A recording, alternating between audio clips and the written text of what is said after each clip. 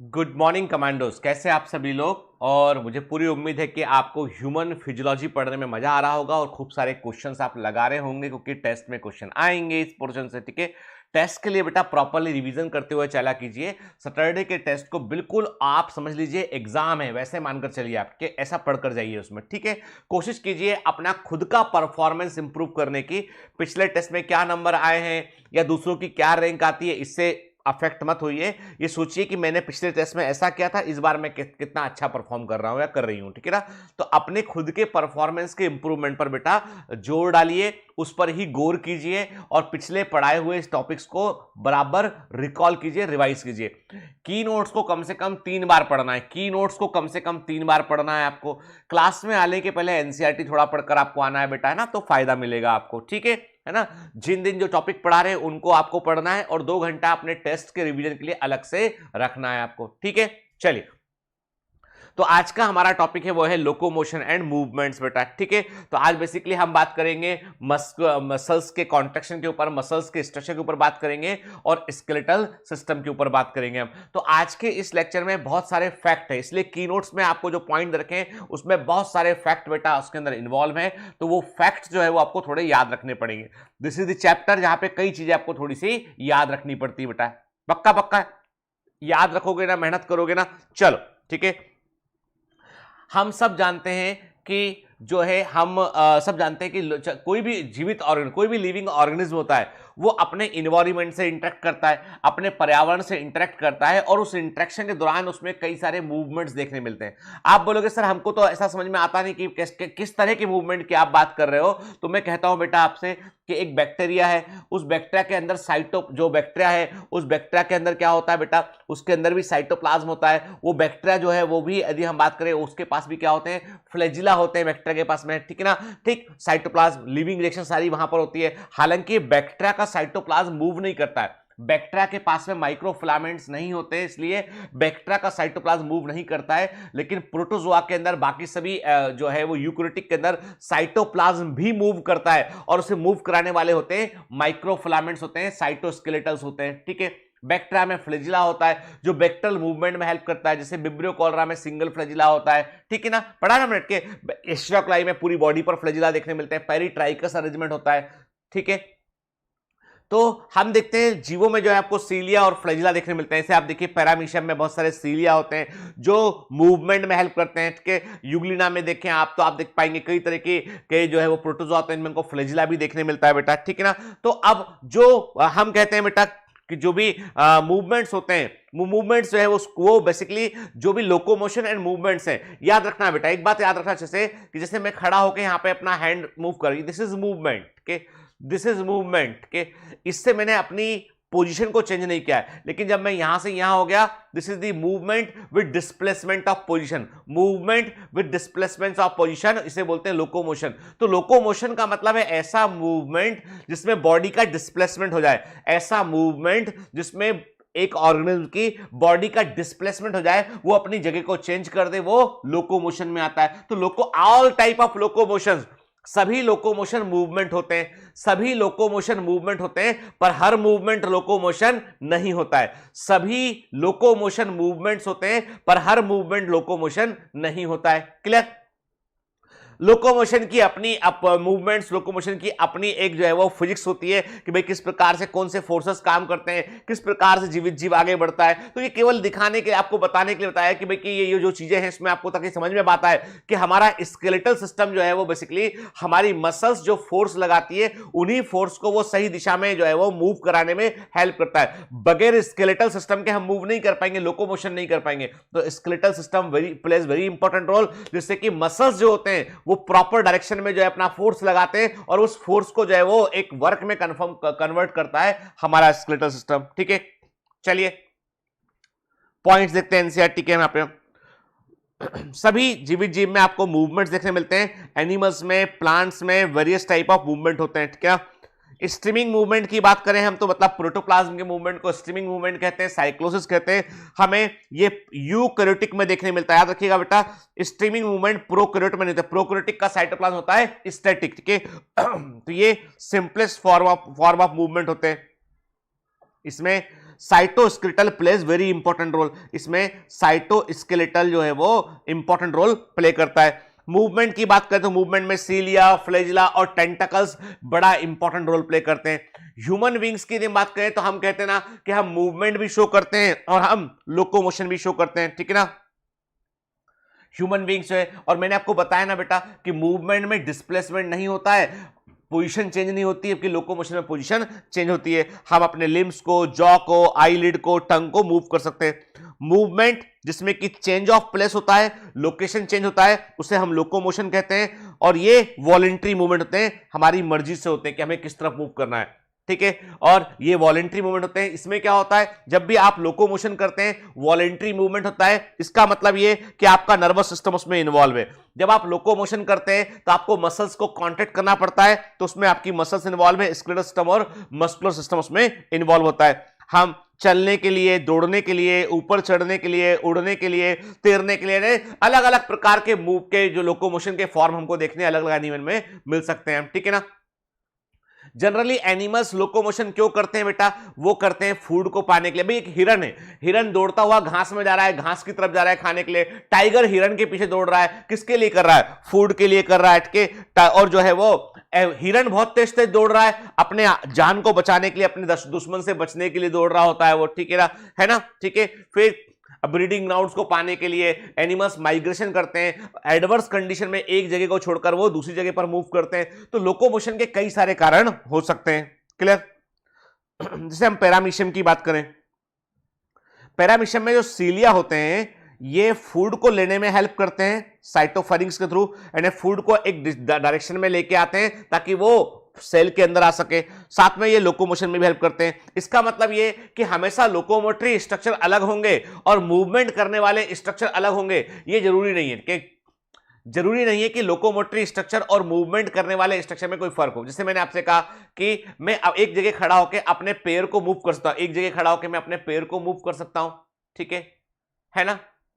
खड़ा होकर मूव करा तो मूवमेंट है वो, लेकिन जब मैं एक कदम और अगला कदम आगे रखता हूं तो वो लोकोमोशन है। तो वही पैर मेरे मूवमेंट के ऑर्गन बन गए। यदि मैं अपने लेग्स को जो है वो अपने लेग्स को मूव कर रहा हूं तो वही जो है वो मूवमेंट के ऑर्गन मूवमेंट कर रहे हैं, और जब मैं उसको जमीन पर रख के चल रहा हूं एक एक कदम करके तो वही लोकोमोटरी बन गए। तो मतलब ये अलग अलग हो जरूरी नहीं है। ये हाइड्रा जैसे होता है, हाइड्रा में क्या होता है, टेंटकल्स जो होते हैं बेटा ये शिकार को पकड़ने में हेल्प करते हैं, मतलब फूड को लेने में हेल्प करते हैं, साथ में लोकोमोशन में भी हेल्प करते हैं वो, ठीक है। ह्यूमंस बीइंग जो होते हैं ये अपने लिम्स का, हमारे पास क्या होता है, अपर लिम्ब होता है और लोअर लिम्ब के। हमारे हाथ और पैर, हाथ को बोलते हैं अपर लिम्ब, पैरों को बोलते हैं लोअर लिम्ब के। ये बॉडी पोस्चर को चेंज करने में, लोकोमोशन में हेल्प करते हैं, ठीक है। Very very important point, all locomotions are movement, सभी लोकोमोशन मूवमेंट होते हैं, परंतु सभी मूवमेंट लोकोमोशन नहीं होते हैं। इंपॉर्टेंट है नीट 2022 के लिए, ठीक है। यदि हम ह्यूमन बॉडी में बात करें हम, तो हमारे ह्यूमन बॉडी में 3 प्रकार के मुख्य मूवमेंट देखने मिलते हैं, जिन जो हम कहते हैं जो है 3 मुख्य प्रकार के मूवमेंट हमको देखने मिलते हैं जो कोशिकीय स्तर पर देखने मिलते हैं हमको, यानी इनके लिए स्पेशलाइज सेल होती हैं, ठीक है। जैसे मैंने कहा अमीबॉइड मूवमेंट। अब अमीबॉइड मूवमेंट कौन शो कर रहा होता है, अमीबॉइड मूवमेंट शो कर रहे होते हैं डब्ल्यूबीसी के व्हाइट ब्लड कैप्सूल जो होते हैं लिम्फोसाइट डब्ल्यूबीसी, ये अमीबॉइड मूवमेंट को शो करते हैं, ठीक है। सिलेरी मूवमेंट कहां देखने मिलता है, सीलेटेड इपिथेलियम सेल में देखने मिलता है। Ciliary movement ciliated epithelium cell में देखने मिलता है हमको, ठीक है, जो हमारे ट्रेकिया में होता है, फेलोपियन ट्यूब में होता है। मस्कुलर मूवमेंट मसल्स में देखने मिलता है, ठीक है। तो मतलब जो मूवमेंट है उनके अकॉर्डिंग सेल्स भी अलग अलग तरह की होती है ना। जैसे कि मैंने आपसे कहा कि जो मैक्रोफेजेस हैं और ल्यूकोसाइट होते हैं, डब्ल्यूबीसी होते हैं ब्लड में, वो अमीबॉइड मूवमेंट को शो करते हैं, ठीक। और जब भी अमीबॉइड मूवमेंट होगा तो उसमें क्या होगा, उसमें कोई सीलिया फ्लैजिला आपको नहीं दिखाई पड़ेगा, उसमें साइटोप्लाज्म ही मूव करता हुआ दिखाई पड़ेगा आपको। अमीबॉइड मूवमेंट में जो साइटोस्केलेटल है वो बड़ा इंपॉर्टेंट रोल प्ले करता है, और उस साइटोस्केलेटल का सबसे इंपॉर्टेंट कंपोनेंट होता है वो होता है आपका माइक्रोफिलामेंट के, वेरी वेरी इंपॉर्टेंट के। तो cytoskeletal element microfilament plays very important role in amoeboid movement के। जब हम सीलरी मूवमेंट की बात करते हैं बेटा, तो याद रखना हमारे बॉडी में एक स्पेशल प्रकार की कवरिंग होती है, कवरिंग मतलब इपिथेलियम स्किन, ठीक है। इंटरनल ऑर्गन में स्पेशल टाइप की कवरिंग होती है, इपिथेलियम होती है, इसमें सीलिया होते हैं, और ये सीलिया फ्लूइड के मूवमेंट को मेंटेन रखते हैं, ठीक है। और ये सीलिएट, इसे बोलते हैं हम सीलेटेड इपिथेलियम बोलते हैं। तो ciliary movement most of the our internal tubular ने हमारी बॉडी में जो इंटरनल ट्यूब के समान स्ट्रक्चर है, जैसे ट्रेकिया की बात कीजिए, आप फेलोपियन ट्यूब की बात कीजिए, तो इंटरनल जो स्ट्रक्चर है जो ट्यूब के समान है वहां पर हमको सीलेटेड एपिथेलियम देखने मिलती है। और ये यहां पर सीलिया जो होते हैं वो कोऑर्डिनेटेड मूवमेंट करते हैं। ट्रेकिया की बात करते हैं हम यहाँ पे के, ट्रेकिया में क्या होता है, ये डस्ट पार्टिकल को रिमूव करते हैं। जो हम सांस अंदर लेते हैं उस सांस में क्या होता है, कई डस्ट पार्टिकल्स आते हैं, तो उनको जो है वो जो म्यूकस लेयर वहां पे होती है वो उन डस्ट पार्टिकल को ट्रैप करती है और उस म्यूकोसा को उस जमे हुए पदार्थ को बाहर निकालने के लिए ट्रेकिया में जो सीलिया होते हैं वो आउटवर्ड मूवमेंट करते हैं ताकि नोज के थ्रू हम उसको बाहर निकाल सकें। ठीक है,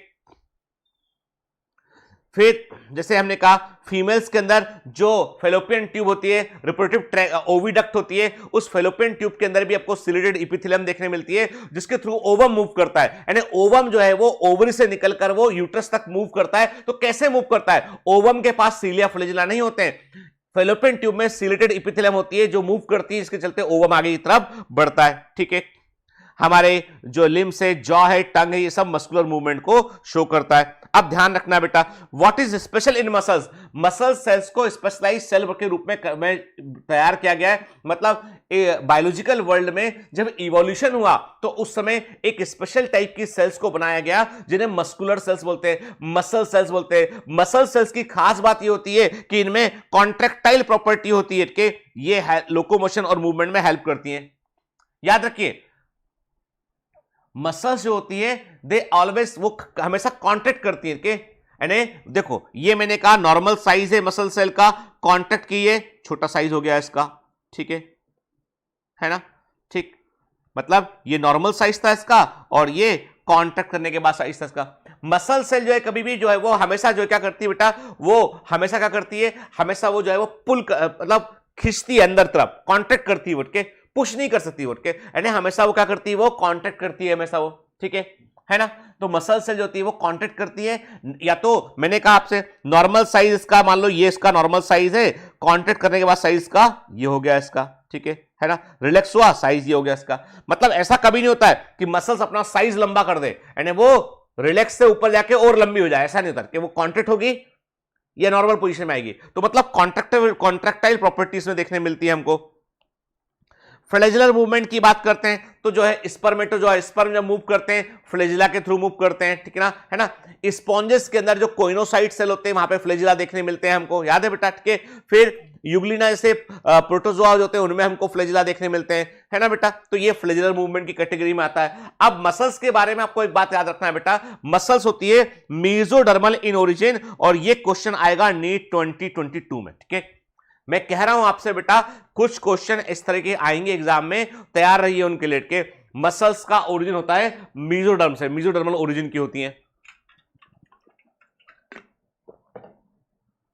ठीक है, एक ह्यूमन एडल्ट के बॉडी वेट का 40 से 50% जो है वो मसल्स होती हैं।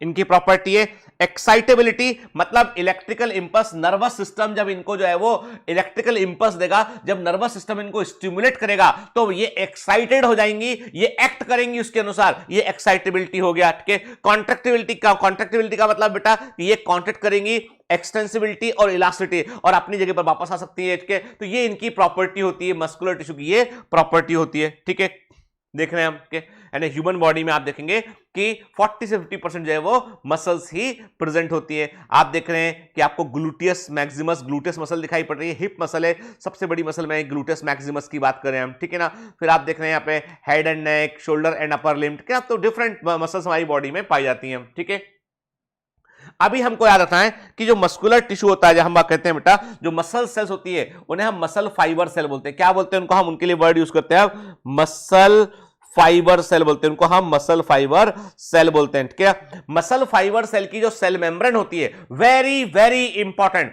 मसल फाइबर सेल की सेल मेम्ब्रेन को हम सार्कोलेमा बोलते हैं। क्या बोलते हैं उसको बेटा, उसके लिए हम वर्ड यूज करते हैं सार्कोलेमा वर्ड का यूज करते हैं। ठीक है, ठीक।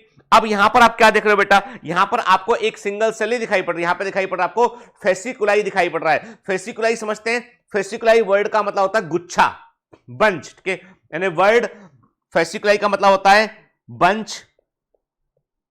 ठीक है, या बंडल, ठीक है। तो यहां पे मसल बंडल दिखाई पड़ रहा है फेसिकुलाइट के, और इन फेसिकुलाई, हर एक फेसिकुलाई के अंदर कई सारी आपको मसल फाइबर सेल या मसल सेल आपको वो दिखाई पड़ रही है। और मसल फाइबर सेल की कवरिंग क्या होती है, सार्कोलेमा होती है। ये क्या होती है बेटा, ये कनेक्टिव टिश्यू कवरिंग होती है, हम कहते हैं इपीमाइसियम। इपीमाइसियम होती है जो पूरे के पूरे मसल फाइबर बंडल को, कई सारे बंडल्स को वो घेरती है, उसे इपीमाइसियम कहते हैं, ठीक है।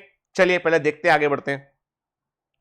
हमने कहा मसल्स मेसोडर्मल ओरिजिन की है, 40 से 50% बॉडी वेट को बनाती है। इनमें एक्साइटेबिलिटी, कॉन्ट्रैक्टिबिलिटी और एक्सटेंसिबिलिटी और इलास्टिसिटी देखने मिलता है हमको। मसल को क्लासिफाई करते हैं हम लोकेशन के आधार पर, ठीक है।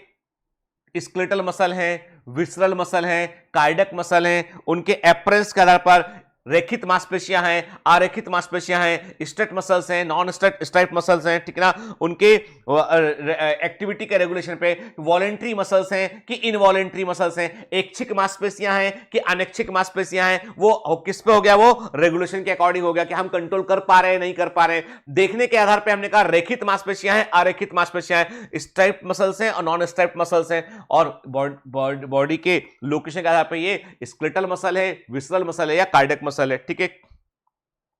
लोकेशन के आधार पे हमने कहा जो हमारे स्केलेटल सिस्टम से जुड़ी होती है, हमारी बॉडी में बोन से जुड़ी होती है, वो स्केलेटल मसल होती है।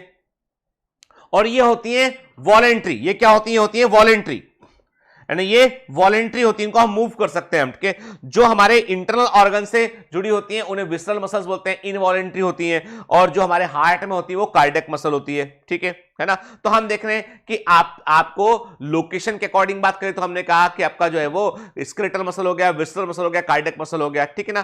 ठीक, फिर हम इनके यदि पैटर्न को देखें तो हमने कहा स्मूथ मसल हो गया आपका, जो है वो नॉन स्ट्राइप मसल है, स्मूथ मसल हो गया। दूसरा आपका स्ट्राइप मसल, रेखित मांसपेशियां हो गया आपका, ठीक है। कार्डियक मसल के बारे में याद रखना कि कार्डियक मसल देखने में स्केलेटल है, देखने में बोलोगे आप तो ये स्केलेटल मसल के समान दिखाई पड़ती है, रेखित मांसपेशियों के समान दिखाई पड़ती है। और एक्शन में बोलोगे आप, काम करने में बोलोगे तो ये इनवॉलेंट्री मसल्स हैं, इनको आप अपने हार्ट को अपने मन से आप बंद नहीं कर सकते हो, ठीक है ना। क्लियर। चलिए, skeletal muscles closely associated with the skeletal component of the body. ये रेखित दिखाई पड़ती है, स्ट्राइप्ड अपीयरेंस की दिखाई पड़ती है माइक्रोस्कोप में, और इसलिए इनको हम स्ट्राइट मसल्स बोलते हैं। और इनकी एक्टिविटी वॉलेंट्री कंट्रोल में होती है, इसलिए वॉलेंट्री मसल्स बोलते हैं। और बेसिकली इनका संबंध किससे होता है, बॉडी पोस्चर को चेंज करने से होता है और लोकोमोशन से इनका संबंध होता है, ठीक है। बिल्कुल ये लाइन, ये पैराग्राफ याद रखिएगा बेटा, ठीक है ना। क्लियर। स्केलेटल मसल जो है वो बॉडी के स्केलेटल कंपोनेंट से जुड़ी होती है, देखने में रेखित दिखाई पड़ती है, स्ट्राइप दिखाई पड़ती है, स्ट्रेट मसल्स बोलते हैं इनको हम। ये वॉलेंट्री होती है बेटा, और ये बॉडी पोस्चर को चेंज करती है, लोकोमोशन में रोल प्ले करती है। जबकि विसरल मसल जो होती है वो हमारे बॉडी के जो हमारे स्केलेटल सिस्टम से नहीं बल्कि विसरल ऑर्गन हो गया, हमारा इंटेस्टाइन हो गया और हमारे बॉडी के जो दूसरे विसरल ऑर्गन है उनसे कनेक्टेड होती है। एलिमेंट्री कैनाल हो गया, रिप्रोडक्टिव ट्रैक हो गया, और ये इनमें कोई भी आपको रेखित मांसपेशियों के समान कोई भी स्ट्रक्चर दिखाई नहीं पड़ता, इसलिए जो स्मूथ दिखाई पड़ती है स्मूथ मसल कहलाती है। और इनकी एक्टिविटी को हम डायरेक्टली कंट्रोल नहीं कर सकते हैं, इनवॉलेंट्री मसल्स कहलाती हैं, ठीक है। क्या काम करती है, ये फूड के ट्रांसपोर्टेशन में रोल प्ले करती है, हमारे एलिमेंट्री कैनाल में ये गैमेट को ट्रांसपोर्ट करने में रोल प्ले करती है। तो ये होती है विसरल मसल्स। जो इनवॉलेंट्री मसल्स होती हैं स्मूथ मसल्स होती हैं। कार्डियक मसल जो है वो स्पेशल टाइप की मसल्स होती हैं, ये हार्ट में देखने मिलती हैं आपको, और कई सारी कार्डियक मसल्स आपस में जुड़ी होती हैं, और वो कार्डियक मसल्स जो है कार्डियक हम कहते हैं कार्डियक मसल्स से आपस में जुड़ी होती हैं, बड़ी मेन कार्डियक मसल्स को बनाती हैं, और इसलिए हमें मसल्स कई जगह पे जुड़ी हुई दिखाई पड़ती है। इंटरकैलेटेड डिस्क दिखाई पड़ता है। जब आपको स्ट्रक्चरल ऑर्गेनाइजेशन इन एनिमल्स पढ़ाएंगे तब उस बारे में बात करेंगे। अभी इतना याद रखिए कि कार्डियक मसल्स की खास बात है कि उसमें मसल फाइबर सेल्स आपस में जुड़ी होती हैं, यानी कार्डियक मसल सेल जो है वो आपस में जुड़ी होती हैं, उनके बीच कनेक्शन होते हैं ताकि पूरा हार्ट एक साथ कॉन्ट्रैक्ट कर सके, और ऐसे कनेक्शंस इंटरकैलेटेड डिस्क के माध्यम से होते हैं। वो पॉइंट दिखाई पड़ता है यहां पे, वो जुड़ी सेल्स आपस में जुड़ी होती हैं, ठीक है। देखने में ये रेखित मांसपेशियों के समान होती है, और पर ये हम इन्हें कंट्रोल डायरेक्टली नहीं कर सकते, इनवॉलेंट्री होती हैं। क्लियर। हमारी बॉडी में जो स्केलेटल मसल्स होती हैं वो कई सारे मसल बंडल से मिलकर बनी होती है ना। एक मसल में एक स्केलेटल मसल में कई सारे बंडल्स होते हैं, कई सारे फेसिकल्स होते हैं, ठीक है, यानी एक स्केलेटल मसल में कई सारे फेसिकल्स या कई सारे बंडल्स होते हैं, ठीक है, जो आपस में एक साथ एक कॉमन कोलिजनस कनेक्टिव टिश्यू लेयर से घिरे होते हैं, जिसे हम फेशिया बोलते हैं। क्या बोलते हैं? फेशिया कहते हैं, ठीक है। वेरी वेरी इंपॉर्टेंट के, यानी हमारी बॉडी में यदि हम कहें यहाँ पे कि स्केलेटल मसल जो होती है वो कई सारे बंडल्स, यानी कई सारे मस्कुलर बंडल्स होते हैं, और हर एक बंडल के अंदर कई सारी मसल फाइबर सेल्स होती हैं बेटा, ठीक है। हर एक मसल फाइबर सेल एक सेल के समान होती है। तो हम क्या बोल रहे हैं? हमने कहा कि एक स्केलेटल मसल में कई सारे मस्कुलर बंडल्स होते हैं, जिन्हें गुच्छे होते हैं, फेसिकल्स होते हैं, और ये फेसिकल्स एक कॉमन कवरिंग से घिरे होते हैं, इसे फेशिया बोलते हैं। एक मसल बंडल के अंदर बड़ी संख्या में मसल फाइबर सेल होती हैं। एक मसल फाइबर सेल की अपनी खुद की एक मेम्ब्रेन को हम सार्कोलेमा बोलते हैं। तो sarcolemma is the membrane of the muscle fibre cell, sarcolemma is the membrane of the muscle fibre cell के, और जो साइटोप्लाज्म मसल फाइबर सेल के अंदर होता है उसे सार्कोप्लाज्म बोलते हैं। और जो एंडोप्लाज्मिक रेटिकुलम जो है वो मसल फाइबर सेल के अंदर होता है, उसे सार्कोप्लाज्मिक रेटिकुलम कहते हैं, ठीक है ना। जो मसल फाइबर सेल का साइटोप्लाज्म होता है उसमें आपको कई सारे न्यूक्लियस दिखाई पड़ते हैं। Very very important, multi nucleate cytoplasm आपको मसल फाइबर सेल में दिखाई पड़ता है, इसे सिंसाइजियम कंडीशन कहते हैं। 2022 में स्टेटमेंट बेस्ड क्वेश्चन के लिए याद रखिएगा, स्टेटमेंट बेस्ड क्वेश्चन के लिए याद रखिएगा कि मसल फाइबर सेल सिंसाइजियम कंडीशन को शो करती है, उसमें कई न्यूक्लियाई आपको दिखाई पड़ते हैं, ठीक है। मसल फाइबर सेल का जो एंडोप्लाज्मिक रेटिकुलम होता है उसे हम सार्कोप्लाज्मिक रेटिकुलम कहते हैं, और ये बेसिकली कैल्शियम आयन को स्टोर करता है। वेरी वेरी इंपॉर्टेंट, ये कैल्शियम आयन को स्टोर करता है। मसल फाइबर सेल का जो एंडोप्लाज्मिक रेटिकुलम है उसे हम सार्कोप्लाज्मिक रेटिकुलम कहते हैं, और ये कैल्शियम आयन को स्टोर करता है, ठीक है बेटा। देखो समझो, आप देख रहे हो, ये हम देख रहे हैं इपीमाइसियम आउटर लेयर, उसके बाद हम देख रहे हैं पेरीमाइसियम जो हर एक बंडल के चारों तरफ है, ठीक है ना। फिर आप क्या देख रहे हो बेटा? आपको दिखाई पड़ रहा है ये, हमने कहा आपको कि आपको ये मसल फाइबर सेल दिखाई पड़ रही है आपको ये, ठीक है ना बेटा। ये एक फेसिकल या गुच्छा दिखाई पड़ रहा है आपको, और मसल फाइबर सेल्स के बीच में जो कवरिंग है वो एंडोमाइसियम है, ठीक। तो एंडोमाइसियम, पेरीमाइसियम, इपीमाइसियम, देखो ये एनसीईआरटी में नहीं दे रखा है, लेकिन प्रीवियस ईयर क्वेश्चन में आया हुआ है बेटा। ये टर्मिनोलॉजी पता होना चाहिए। मसल के ऊपर है माइसियम, या जो है माइसियम वर्ड मसल्स के लिए भी यूज करते हैं हम, तो इपीमाइसियम मसल में बाहर तरफ, ठीक है।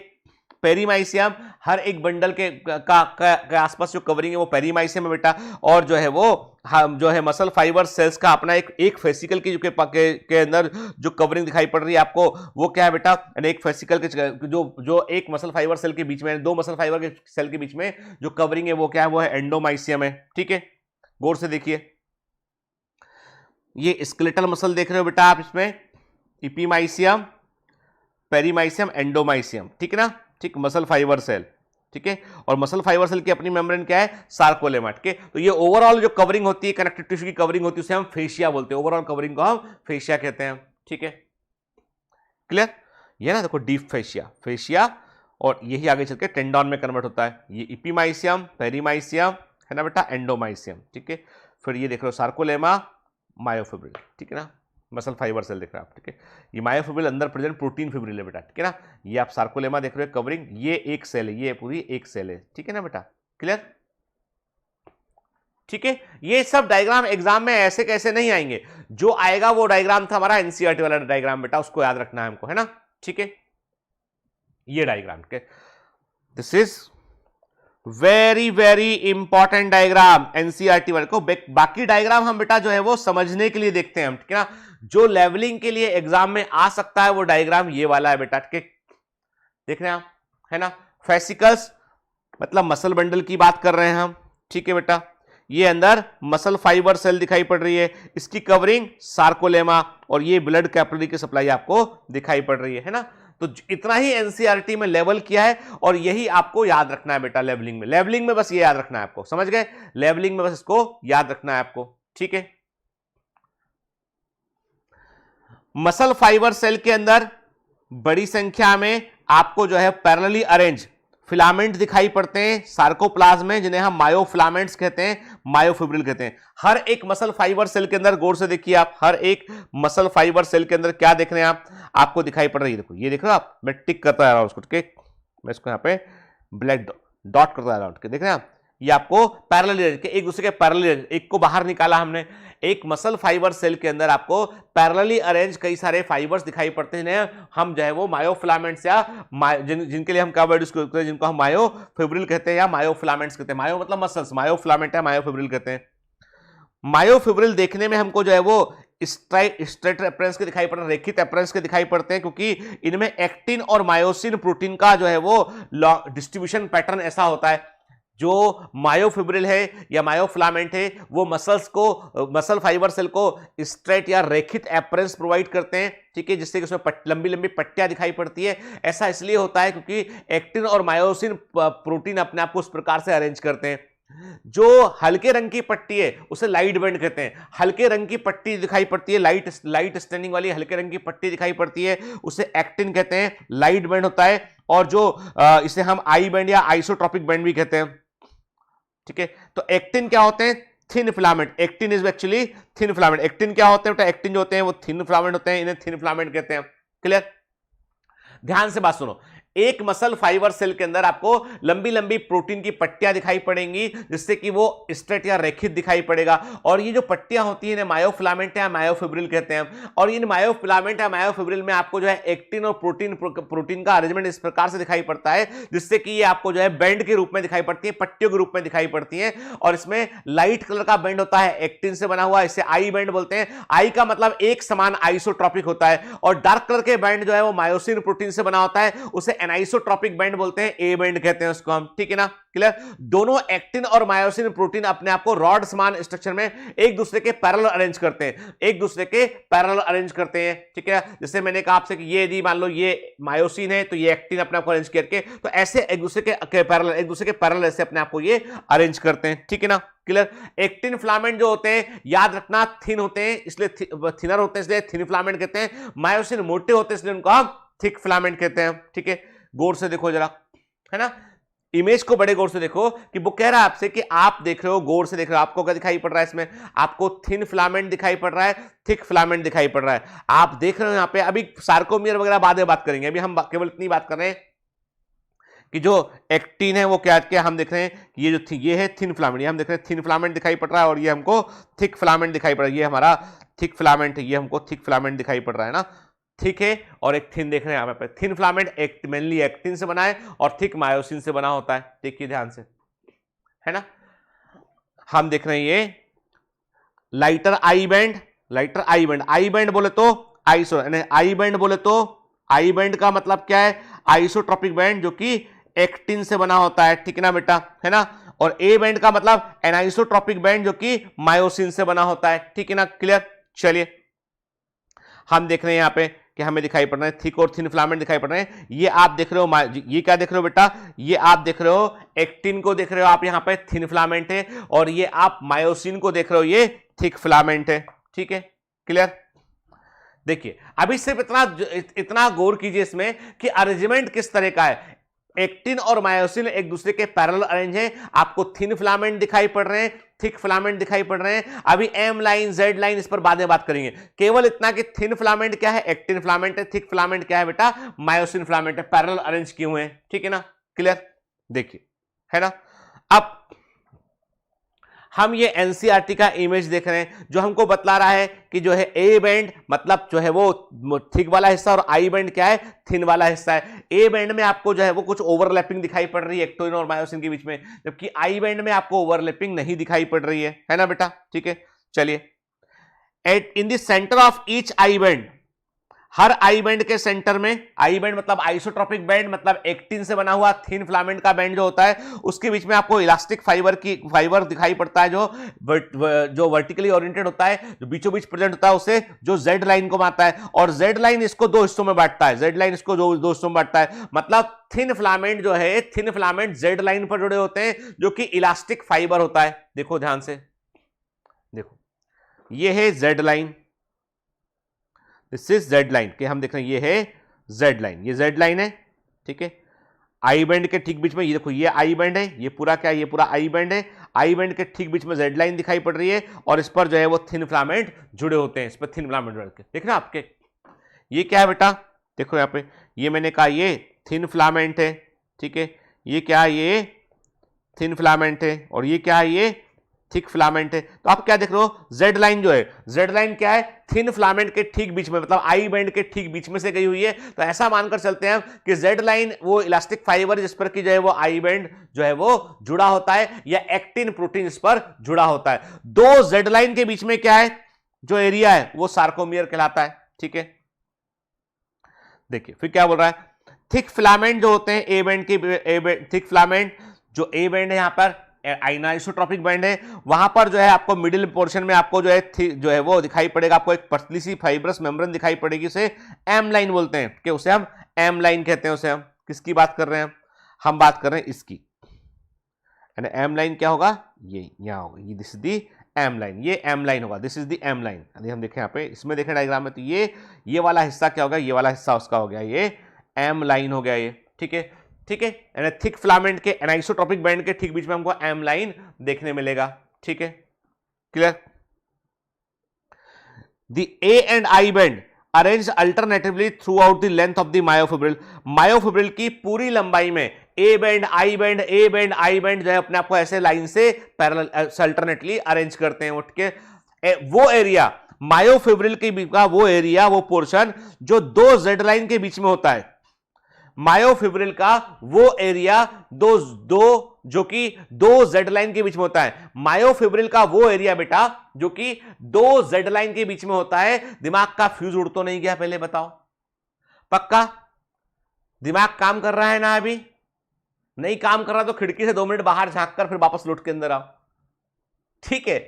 सुनो बेटा ना, थोड़ा सा क्या है यहाँ पे फैक्ट है बेटा, और ये एग्जाम में आते इसलिए याद रखने पड़ेंगे आपके। तो जेड लाइन क्या था, ए बैंड के ठीक बीचों बीच वाला हिस्सा था, आई बैंड के ठीक बीचों बीच वाला हिस्सा था, जेड लाइन था, और उसमें जो है वो एक्टिन फिलामेंट जुड़े थे, ठीक है। और ए बैंड के ठीक बीच वाला हिस्सा क्या था, एम लाइन था, उठ के दो जेड लाइन के बीच में जितना भी एरिया आता है, यानी मायोफिब्रिल का जितना भी एरिया दो जेड लाइन के बीच में आता है, उसे सार्कोमियर कहते हैं। वेरी वेरी इंपॉर्टेंट के सार्कोमियर बोलते हैं। 2022 के लिए नोट कर लीजिए कि दो जेड लाइन के बीच में जो एरिया आता है, मायोफिब्रिल का जो एरिया होता है, उसे हम सार्कोमियर कहते हैं। रेस्टिंग स्टेट में, नॉर्मल रेस्टिंग कंडीशन में क्या होता है कि थिन फिलामेंट जो होता है उसके किनारे, थिन फिलामेंट के किनारे जो होते हैं वो पार्शियली ओवरलैप करते हैं थिक फिलामेंट के किनारों को, मतलब एक्टिन फिलामेंट मायोसिन फिलामेंट को पार्शियली ओवरलैप करता है, ठीक है। क्या कहने का मतलब क्या है, कहने का मतलब यह है कि यह है थिक फिलामेंट, मान लो ये है थिक फिलामेंट, ठीक है, ये है थिक फिलामेंट। तो नॉर्मल कंडीशन में क्या होता है कि ये है थिन फिलामेंट, तो ये पार्शियली ओवरलैप करता है, पार्शियली ये ओवरलैप करता है, ठीक है ना, पार्शियली ये ओवरलैप करता है, ठीक है ना। Leaving the central part of thick filament, thick filament का वो हिस्सा जिसको ये ओवरलैप नहीं कर पाता उसे एच जोन बोलते हैं, okay? तो एच जोन एग्जाम में आने की संभावना है बेटा। तो एच जोन क्या होता है, यानी वो हिस्सा जब थिक फिलामेंट को ओवरलैप करता है, तो ऐसा हिस्सा जो थिन फिलामेंट से ओवरलैप नहीं होता है उसको हम एच जोन कहते हैं, उसके लिए हम एच जोन वर्ड यूज करते हैं। This is the H zone, जो ओवरलैप नहीं हो पाया है, ये एच जोन है, ठीक है। ये है सार्कोमियर, दो जेड लाइन के बीच का हिस्सा, ये आई बैंड और ए बैंड। डायग्राम को बड़े ध्यान से देखिए, ये काम आएगा बेटा, समझने में भी काम आएगा, एग्जाम में लेवलिंग में भी काम आएगा ये, ठीक है।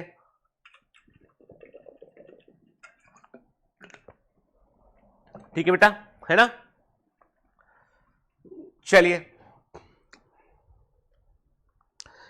अब देखो बेटा, कभी हो सकता है कि ब्लैक एंड व्हाइट इमेज, ये वाला इमेज भी आपको पूछ सकते, तो पता होना चाहिए आपको कि ये क्या है, ये पूरा दिस इज दी सार्कोमियर, ये पूरा एक सार्कोमियर है बेटा, ये है ना। ये क्या है, ये है आपकी जेड लाइन है आपकी, ये क्या है आपकी जेड लाइन है आपका, ठीक है ना। और ये हिस्सा क्या है बेटा, हम देख रहे हैं, हमने आपसे कहा कि ये क्या है आपका, ये वाला हो गया आपका, ये थिक फिलामेंट वाला हिस्सा हो गया इसमें, और एच जोन आपको बीच में ये एच जोन दिखाई पड़ रहा है, ओवरलैप नहीं है, वो एच जोन वाला हिस्सा है, ठीक है। हर एक एक्टिन फिलामेंट या थिन फिलामेंट जो होता है वो दो प्रकार के एक्टिन, एफ एक्टिन से बना होता है जो हेलिकली बाउंड होते हैं। okay? मतलब एक थिन फिलामेंट जो होता है वो भी दो धागों से गुथा होता है, मतलब इस प्रकार से दो धागों से गुथा होता है। okay? कैसे? ऐसे एक और दो ऐसे गुथा होता है, ऐसे गुथा होता है, ठीक है ना। यानी एक एक्टिन को देखोगे ऐसे ये गुथा होता है बेटा, ठीक है ना, clear. Each F actin is a polymer of monomeric G globular actin. हर एक एफ एक्टिन जो होता है वो बेसिकली एक पॉलीमर है जिसमें कि ग्लोबुलर एक्टिन प्रोटीन जुड़े, ग्लोबुलर एक्टिन मॉलिक्यूल जुड़े होते हैं। तो मोनोमेरिक ग्लोबुलर एक्टिन उसमें जुड़े होते हैं। तो मोनोमेरिक ग्लोबुलर एक्टिन या जी एक्टिन जो है उसमें जुड़े होते हैं, उससे जो है एक फिलामेंट बनता है, उसको एफ एक्टिन बोलते हैं। ऐसे दो एफ एक्टिन आपस में एक दूसरे पर गुथे होते हैं के। Two filament of another protein, दूसरे प्रोटीन के दो फिलामेंट जिसको हम ट्रोपोमायोसिन कहते हैं, ये एफ एक्टिन के पैरेलल प्रेजेंट होते हैं। ये सब कहां पर है? ये सब थिन फिलामेंट में प्रेजेंट है। मतलब थिन फिलामेंट में एक से अधिक प्रकार के प्रोटीन तुमको देखने मिलेंगे। याद रखना, थिन फिलामेंट में तुमको एक से अधिक प्रकार के प्रोटीन देखने मिलेंगे। एक्टिन देखने मिलेगा, ट्रोपोमायोसिन भी देखने मिलेगा, ट्रोपोनिन भी देखने मिलेगा आपको, ठीक है। तो दो फिलामेंट जो होते हैं दूसरे प्रोटीन के, जिसको ट्रोपोमायोसिन बोलते हैं, ये भी एफ एक्टिन के पैरेलल चलते हैं, क्या। और साथ में कॉम्प्लेक्स प्रोटीन ट्रोपोनिन जो होता है वो रेगुलर इंटरवल पे किसके ऊपर? ट्रोपोमायोसिन के ऊपर प्रेजेंट होता है। कॉम्प्लेक्स प्रोटीन ट्रोपोनिन जो होता है वो रेगुलर इंटरवल पर जो है वो ट्रोपोमायोसिन के ऊपर प्रेजेंट होता है। और इसका काम क्या है? ट्रोपोनिन का काम यह है कि ये एक्टिन और मायोसिन जब भी कभी मस्कुलर कॉन्ट्रैक्शन होगा तो एक्टोमायोसिन बनेगा, एक्टोमायोसिन जुड़ेगा आपस में, एक्टिन मायोसिन के साथ में जुड़ेगा और तब जाकर मस्कुलर मूवमेंट देखने मिलेगा, कॉन्ट्रैक्शन देखने मिलेगा।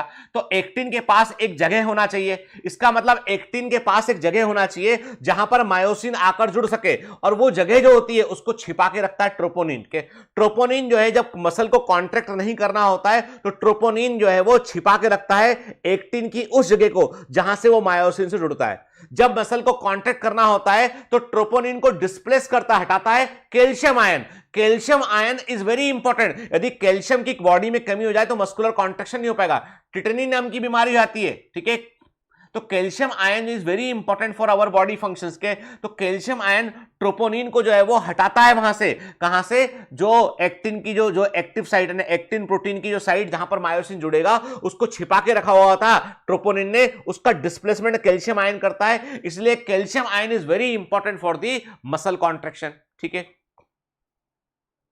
रेस्टिंग स्टेट में ट्रोपोनिन की सब यूनिट जो होती है वो एक्टिव बाइंडिंग साइट जो मायोसिन के लिए होती है एक्टिन फिलामेंट पर, उसको छिपा के रखता है। मास्क करना मतलब छिपा कर रखता है, ठीक है। वेरी वेरी इंपॉर्टेंट बेटा, ठीक है। नॉर्मल रेस्टिंग कंडीशन में जब मसल कांटेक्ट नहीं कर रही होती है तब ट्रोपोनिन एक्टिन प्रोटीन फिलामेंट पर जो एक्टिव बाइंडिंग साइट होती है, वो जगह जहां पर मायोसिन का हेड जाकर जुड़ता है, उसको छिपा कर रखता है वो, ठीक है।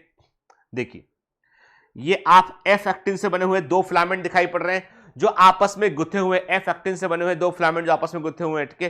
फिर आप ट्रोपोमायोसिन देख रहे हो, आप ट्रोपोमायोसिन जो है इसके भी दो फिलामेंट आपको दिखाई पड़ रहे हैं, और ये आप रेगुलर इंटरवल पर आपको ट्रोपोनिन दिखाई पड़ता है, ठीक है।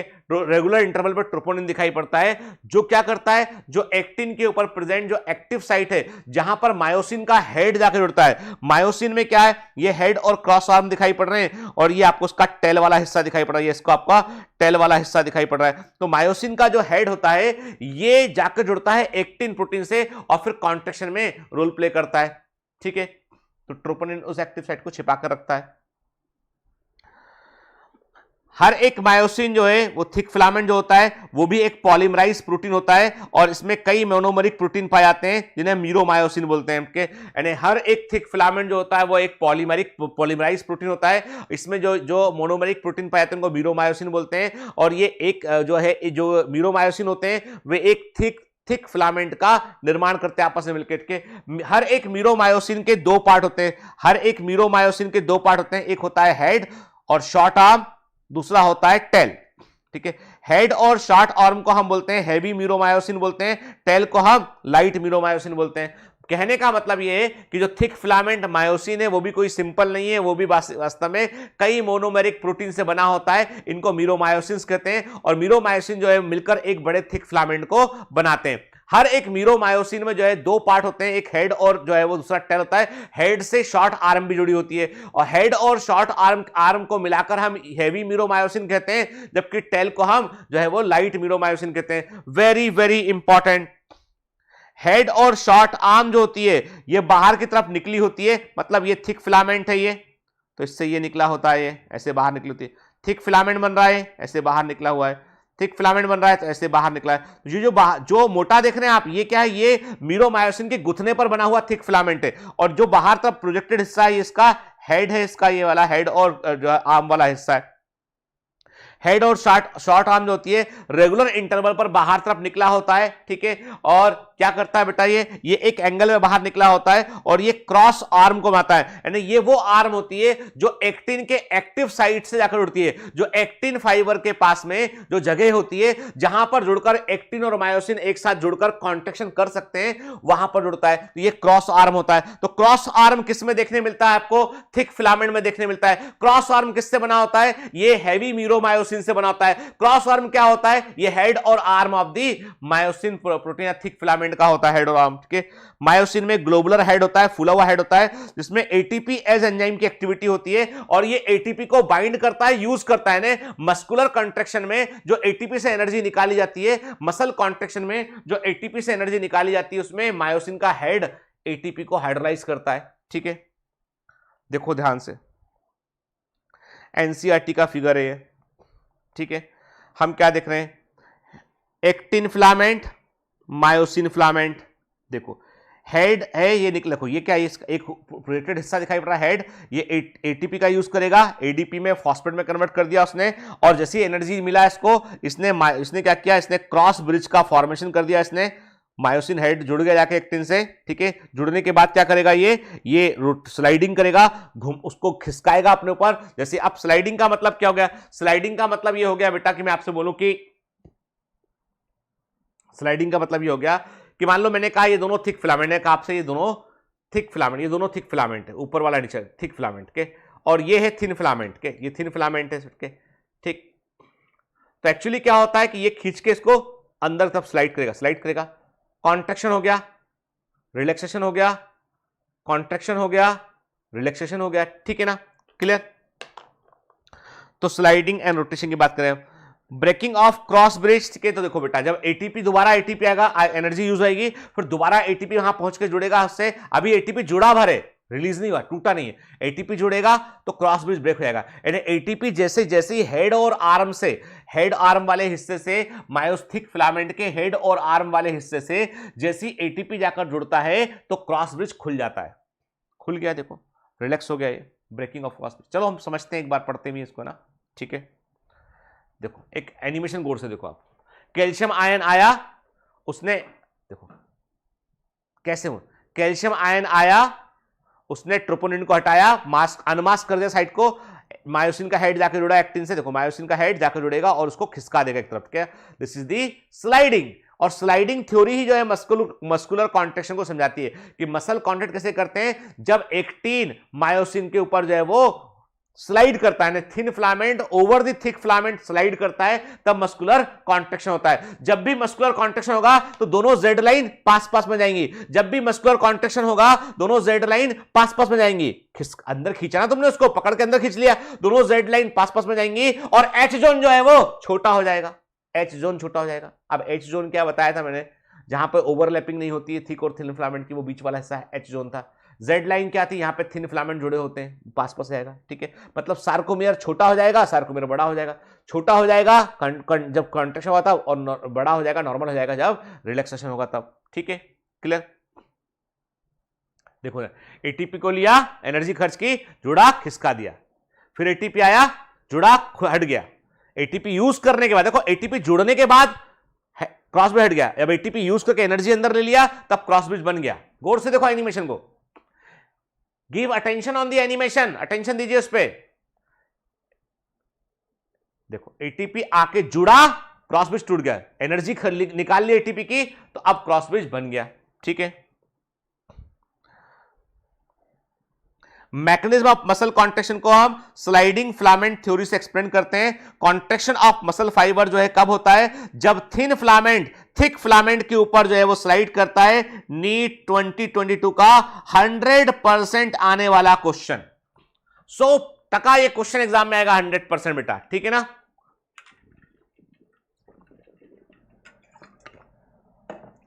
ठीक है,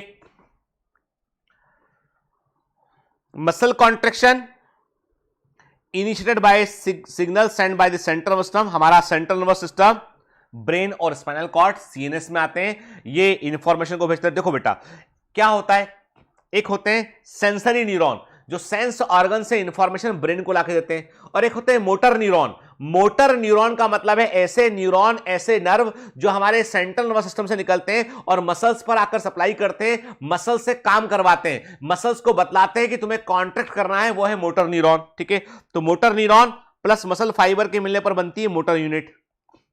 मोटर न्यूरॉन मतलब वो न्यूरॉन जो हमारे ब्रेन से, स्पाइनल कॉर्ड से, हमारे सेंट्रल नर्वस सिस्टम से निकलते हैं, मसल्स पर जाकर जुड़ते हैं और उससे काम करवाते हैं। जहां पर न्यूरॉन्स और मसल्स आपस में जुड़ते हैं उसे न्यूरोमस्कुलर जंक्शन बोलते हैं, मोटर एंड प्लेट बोलते हैं। जहां पर न्यूरॉन जो होते हैं मसल्स से आकर जुड़ते हैं और इसे न्यूरोमस्कुलर जंक्शन बोलते हैं, मोटर एंड प्लेट कहते हैं। और ये वो जंक्शन है जो कि मोटर न्यूरॉन और मसल फाइबर की सार्कोलेमा के बीच में होता है। ठीक है, और न्यूरल सिग्नल को जो है यहां पर रिलीज किया जाता है, और यहां पर नर्वस न्यूरल सिग्नल को रिलीज करते हैं एक न्यूरोट्रांसमीटर छोड़कर, और उस न्यूरोट्रांसमीटर का नाम होता है एसिटाइल कोलाइन। क्या नाम होता है? Acetyl कोलाइन, IMPA।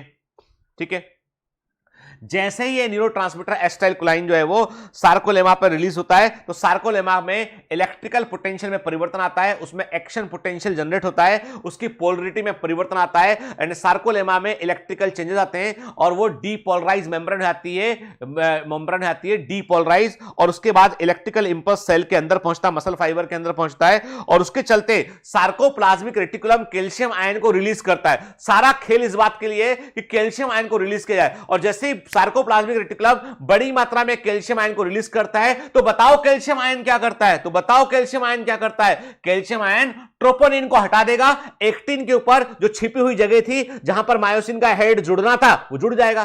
तो बेसिकली छिपा के रखा था ट्रोपोनिन, तो ट्रोपोनिन को हटाया किसने? कैल्शियम आयन ने। ठीक है, देखो ये आप देख रहे हो एक प्रकार से स्लाइडिंग फिलामेंट थ्योरी में बता रहा है आपको, कह रहा है आपको कि एच जोन क्या है बेटा? 2 एच जोन क्या है? एच जोन वो हिस्सा जहां पे ओवरलैपिंग नहीं हो रही थिक और थिन फिलामेंट की, जहां पे थिक फिलामेंट और थिन फिलामेंट ओवरलैप कर रहे हैं, वो हिस्सा भी देख रहे हैं यहाँ पे हम। जेड लाइन क्या है? यहाँ पे थिन फिलामेंट जुड़े होते हैं आपस में। ठीक है ना, क्या देख रहे हो आप कॉन्ट्रैक्शन होने पे क्या देख रहे हो आप? कि सार्कोमियर छोटे हो गए हैं, मतलब जेड लाइन पास में आती है ना बेटा, कॉन्ट्रैक्ट होने पर। क्लियर?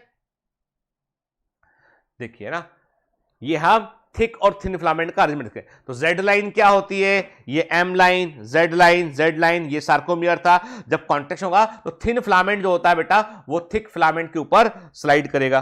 ठीक है, देखिए कैसे स्लाइड करेगा, है ना, क्रॉस ब्रिज बना ऐसे स्लाइड के कॉन्ट्रैक्शन रिलैक्सेशन, कॉन्ट्रैक्शन रिलैक्सेशन, है ना बेटा, ऐसे होगा। ठीक, जैसे ही कैल्शियम आयन बढ़ेगा सार्कोप्लाज्म के अंदर वैसे ही जो है ट्रोपोनिन को वो डिस्प्लेस करेगा वहां से, और अनमास जो है वो जो ट्रोपोनिन मायोसिन के लिए जो एक्टिव साइट, मायोसिन के जुड़ने के लिए एक्टिव साइट जो एक्टिन फिलामेंट पर थी उसको जो है वो ट्रोपोनिन जो है वो हटा, जो कैल्शियम आयन उसको हटा देगा, अनमास्क होंगे के। और ऐसे ही एटीपी का इस्तेमाल करेगा एक मायोसिन का हेड, एटीपी से एनर्जी को निकालेगा, एटीपी से एनर्जी को निकाला, एडीपी में फॉस्फेट में कन्वर्ट किया, एनर्जी को अपने अंदर लिया इसने मायोसिन के हेड ने, और इसने क्या किया कि जो एक्टिन प्रोटीन की एक्टिव साइट थी खाली उस पर जाके क्रॉस ब्रिज को बना लिया इसने, और यही क्रॉस ब्रिज जो होता है वो एक्टिन को अंदर की ओर खींचता है, यानी दोनों जेड लाइन को पास लेके आता है, थिन फिलामेंट को थिक फिलामेंट के ऊपर वो स्लाइड करवाता है उठ के, तो मतलब ये अंदर की ओर इसे खींचता है, इसलिए सार्कोमियर का शॉर्टनिंग होता है, जिसे हम कॉन्ट्रैक्शन कहते हैं। कॉन्ट्रैक्शन होने पर आई बैंड छोटा हो जाता है लेकिन ए बैंड में कोई परिवर्तन आता है। भाई थिक फिलामेंट तो उतना ही प्रेजेंट रहेगा, जो पास में आया, 2 जेड लाइन पास में आई, थिन फिलामेंट थिक फिलामेंट के अंदर घुस गया, वो अंदर चला गया, वो अंदर की तरफ स्लाइड कर गया, वो तो हमको दिखाई पड़ता है आई बैंड छोटा होता दिखाई पड़ता है, ए बैंड में कोई परिवर्तन नहीं आता है। ठीक है, देखिए गौर से, A band, I band, Z line अच्छे से देख लो बेटा। ए बैंड का मतलब वो हिस्सा जहां पर कि आपको ओवरलैपिंग थिन और थिक फिलामेंट भी दिखाई पड़ रहे हैं, मतलब यहां पे थिक फिलामेंट प्रेजेंट है मेनली। और आई बैंड वो हिस्सा यहां पे केवल थिन फिलामेंट प्रेजेंट है, ठीक है ना।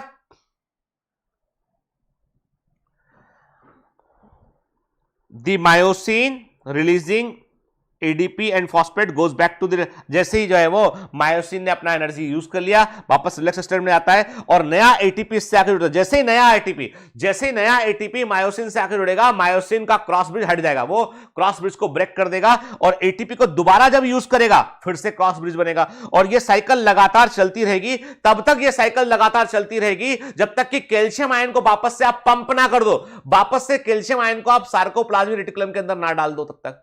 जैसे ही आपने कैल्शियम आयन को उठा के वापस से सार्कोप्लाज्मिक रेटिकुलम में डाल दिया, ट्रोपोनिन फिर से साइड को छिपा देगा, मसल रिलैक्स कर जाएगी, ठीक है ना।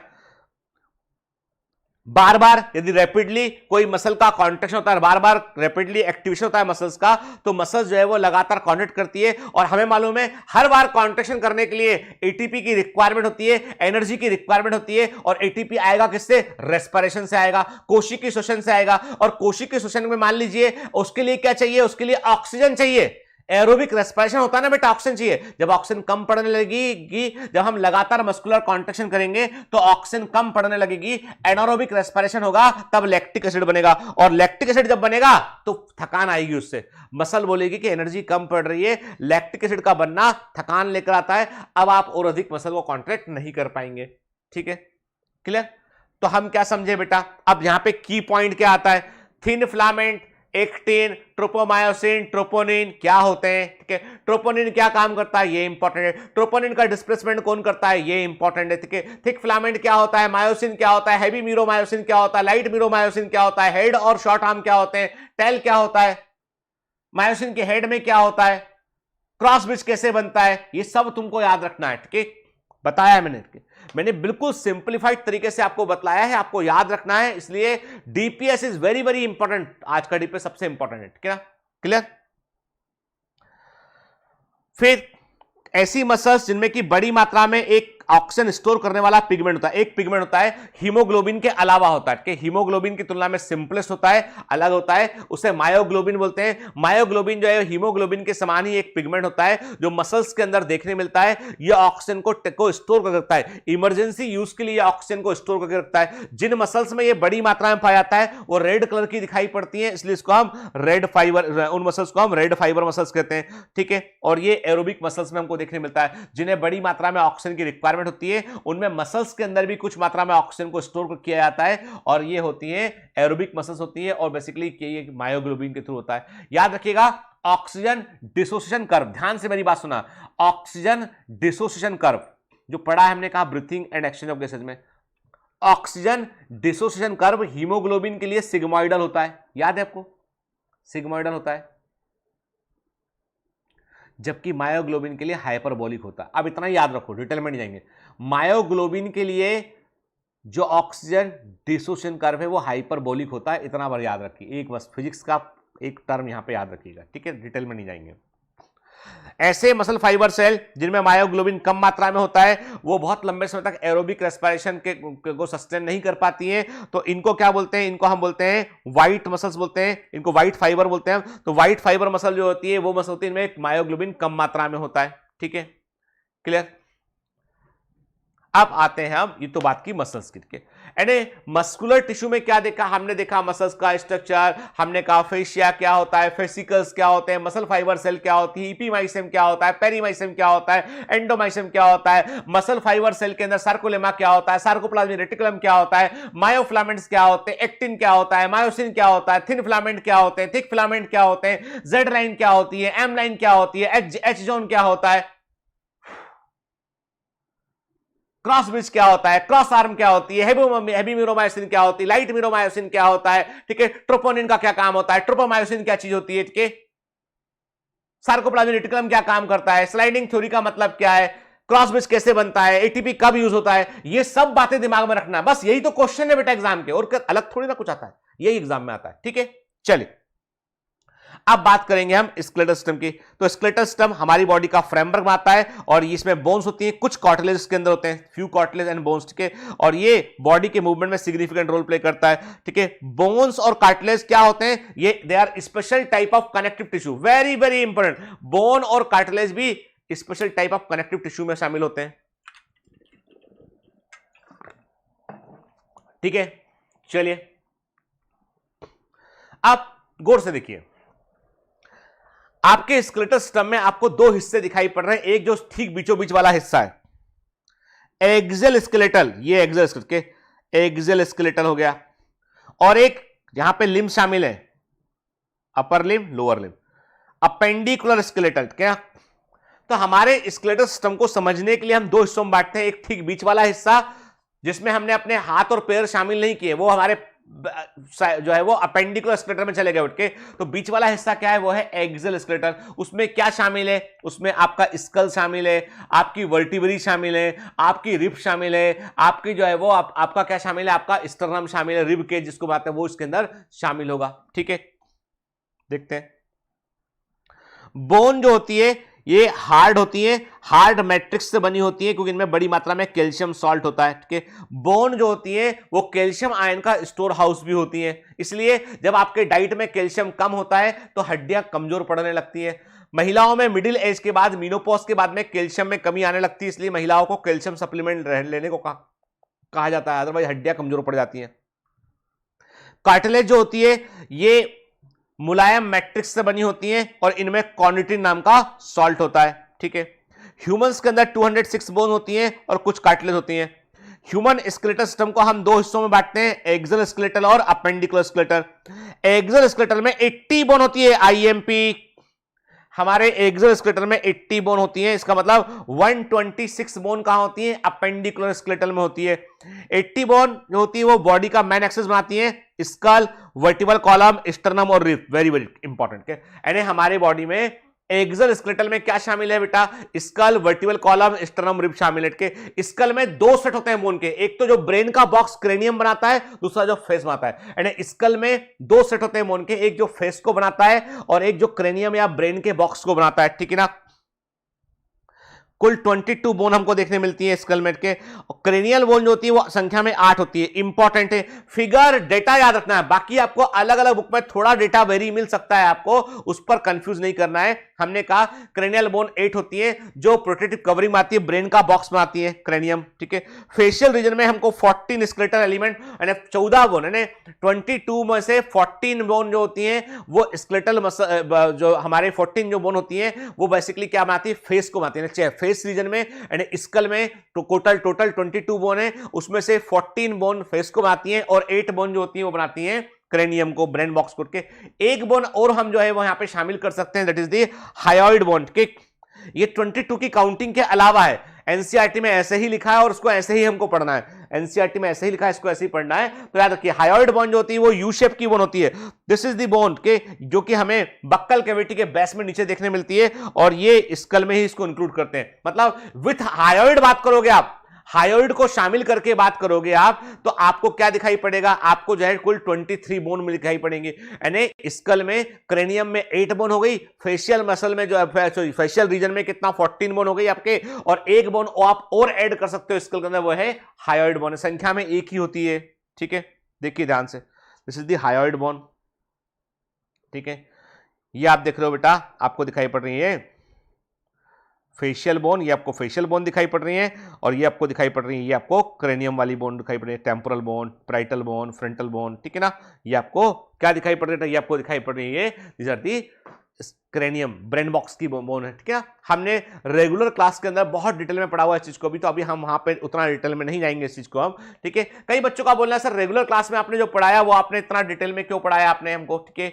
एक्स्ट्रा नहीं बेटा, रेगुलर क्लास में हम पूरे एग्जाम के सारे 360 डिग्री पूरा एक्सेस कवर करते, कोई भी कभी एग्जाम का पैटर्न में कोई परिवर्तन आया, कुछ भी चीज आया तो आपको बाउंस नहीं करना चाहिए।